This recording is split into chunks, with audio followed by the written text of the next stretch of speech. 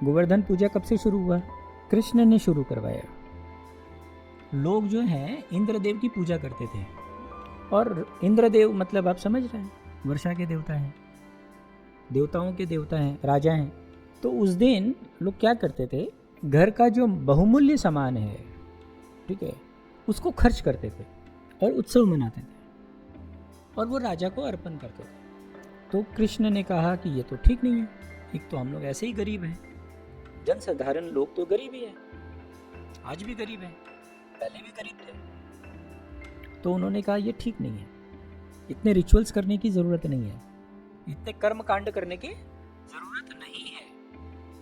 देखिए, अब हम तो कृष्ण के नाम पे ही कर्म कांड करते हैं, लेकिन कृष्ण ने कहा कि कर्म कांड करने की ज़रूरत नहीं है, पूजना ही है। तो सामने में उनके गोवर्धन पर्वत था, बोला इनको पूज लो, ये देखो तुम्हारे कितने काम की प्रकृति है, प्रकृति की पूजा करो, गोवर्धन की पूजा कर लो।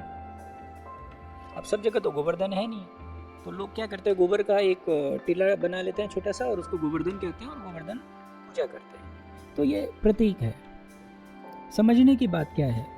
समझने की बात यह है कि कृष्ण ने कहा कि कर्म कांड नहीं करना है, प्रकृति को समझना है, प्रकृति की पूजा करनी है। आप भी प्रकृति के हिस्से हैं, प्रकृति के लय में जीना है। तो गोवर्धन पूजा का मूल कारण यह है। तो आपने वो कहानी तो सुनी होगी, उसके बाद इंद्रदेव गुस्सा हो गए, फिर बहुत वो वरुण को बोले कि भैया फिर तुम बरसा करो, फिर बहुत बारिश हो गई, फिर बाढ़ आ गई, तो उन्होंने गोवर्धन पर्वत उठा लिया और सारे लोग, गांव के लोग उनके नीचे आ गए। ये सब देखिए, ये सब समझाने के लिए है। बात यह है कि जैसा कि मैंने कहा कि पुराण जो है वो प्रतीक शास्त्र है।